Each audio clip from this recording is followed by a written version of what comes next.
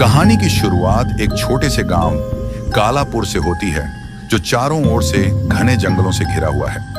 यहाँ रात के समय एक अजीब सा सन्नाटा छा जाता है। गांव के लोग मानते हैं कि यहाँ एक प्राचीन श्राप है, जो हर रात अंधेरा होते ही जाग उठता है। कई सालों से कोई भी गांव से बाहर नहीं निकला, और जो निकले वे कभी वापस नहीं लौटे। गांव के ठीक बाहर एक घना जंगल था, जहां जाने की हिम्मत कोई नहीं करता था। कहा जाता था कि रात के समय जंगल से किसी अनजानी चीख की आवाजें आती थी। एक दिन गांव का एक युवा लड़का अरविंद जिज्ञासा में आकर उस जंगल की ओर निकल पड़ा। जंगल में घुसते ही हवा ठंडी हो गई और पेड़ों की शाखाएं अजीब तरह से हिलने लगी, जैसे कोई अनदेखी शक्ति उसे देख रही हो। जंगल के बीचों बीच अरविंद को एक पुराना टूटा फूटा मंदिर दिखता है।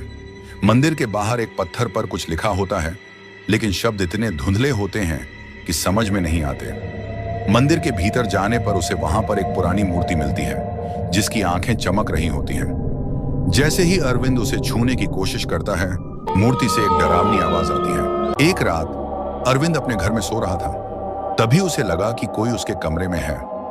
जैसे ही उसने आंखें खोली, उसने देखा कि उसके चारों ओर कई प्रेत खड़े हैं, जिनके चेहरों पर डरावनी मुस्कान थी। उनके शरीर अधमरे लग रहे थे और उनकी आंखों से अजीब सी चमक निकल रही थी।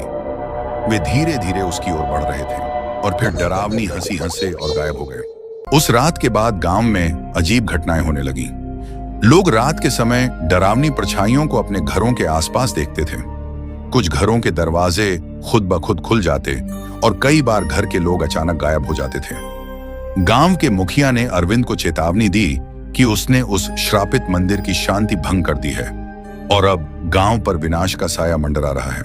गांव के बुजुर्ग मुखिया ने अरविंद को बताया कि यह श्राप कई सदियों पहले एक संत द्वारा लगाया गया था, जिसे गांव वालों ने मार डाला था। संत की आत्मा अब हर रात जंगल और गांव में भटकती रहती है और वह उन सभी को मार देती है जो उसके मंदिर के पास आते हैं। अब अरविंद को उस संत की आत्मा से माफी मांगनी होगी, वरना पूरा गांव तबाह हो जाएगा। अरविंद और गांव के कुछ लोग उस रात फिर से जंगल में गए। संत की आत्मा अचानक उनके सामने प्रकट हुई। उसका चेहरा क्रोध से जल रहा था और उसकी आंखों से आग की लपटें निकल रही थीं। अरविंद ने कांपते हुए संत की आत्मा से माफी मांगी, लेकिन आत्मा ने चुपचाप उसकी तरफ देखा।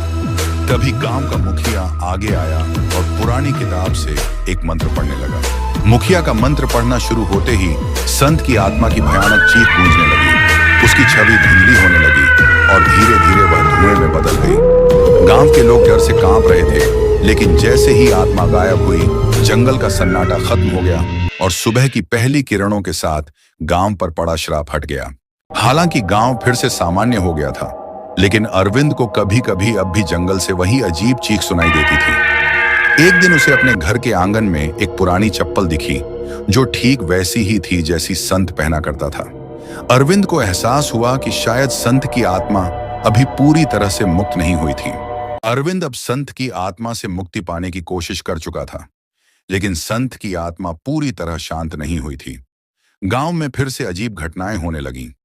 गांव वालों को रात में अपने दरवाजों पर किसी के चलने की आवाजें सुनाई देने लगीं और कुछ लोगों ने दावा किया कि उन्होंने जंगल के पास संत की छाया देखी थी। अरविंद को अब समझ में आ गया था कि संत की आत्मा को पूरी तरह से शांति नहीं मिली है। कुछ ही दिनों बाद गांव में रात के समय कई आत्माओं का दिखना शुरू हो गया। ये आत्माएं उसी संत के पुराने शिष्यों की थीं, जिन्हें गांव वालों ने संत के साथ मार दिया था। वे आत्माएं गांव में अजीबोगरीब हरकतें करने लगी। कभी किसी का दरवाजा खटखटाती, कभी खेतों में आग लगा देती। अब यह साफ हो गया था कि केवल संत की आत्मा ही नहीं, बल्कि उसके शिष्य भी बदला लेने के लिए वापस आ गए थे। गांव में खौफ और अराजकता फैल चुकी थी। लोग अपने घरों से बाहर निकलने से डरने लगे थे। मुखिया ने अरविंद को बुलाया और कहा कि एक ही तरीका बचा है, संत की आत्मा को हमेशा के लिए मुक्त करने का।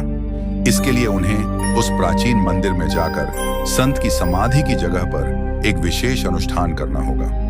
यह अनुष्ठान कठिन और खतरनाक था, लेकिन यही अंतिम उपाय था। अरविंद, मुखिया और कुछ गांव वाले उस रात जंगल के प्राचीन मंदिर की ओर चल पड़े।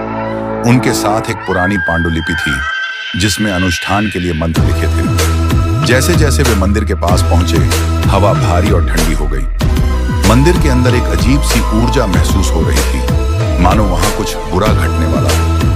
उन्होंने अनुष्ठान शुरू किया, लेकिन तभी एक जोरदार आंधी चलने लगी और प्रेतों की चीखें गूंजने लगी। जैसे ही अनुष्ठान अपने चरम पर पहुंचा, संत की आत्मा मंदिर के भीतर प्रकट हुई। उसका चेहरा पहले से भी ज्यादा भयानक था। उसकी आंखों में आग जल रही थी।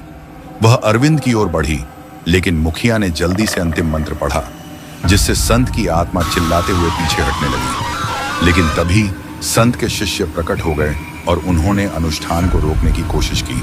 संत की आत्मा और उसके शिष्यों को शांत करने के लिए मुखिया ने खुद को बलिदान करने का फैसला किया। उसने अरविंद से कहा कि यही गांव को बचाने का आखिरी तरीका है। मुखिया ने मंत्र पूरा किया और जैसे ही उसने अपना बलिदान दिया, संत की आत्मा और उसके शिष्य भयानक चीख के साथ गायब हो गए। मंदिर में अचानक शांति छा गई और हवा में फैली ठंडक भी खत्म हो गई। मुखिया के बलिदान के बाद गांव में सब कुछ सामान्य होने लगा। अब कोई भी अजीब घटनाएं नहीं हो रही थी और जंगल भी शांत हो गया था। अरविंद ने गांव वालों को मुखिया की वीरता की कहानी सुनाई, जिसने अपनी जान देकर गांव को बचाया था। लेकिन अरविंद को हमेशा यह डर सताता रहा कि कहीं वह श्राप फिर से जाग न उठे। कई साल बाद अरविंद ने एक रात अजीब सी आवाजें फिर से सुनी। उसने अपने आंगन में जाकर देखा तो वहां मिट्टी में अजीब निशान बने हुए थे। अरविंद का दिल तेजी से धड़कने लगा। क्या यह निशान फिर से उस श्राप के जागने की ओर इशारा कर रहे थे? गांव में खामोशी थी, लेकिन हवा में एक अनजानी सी बेचैनी थी।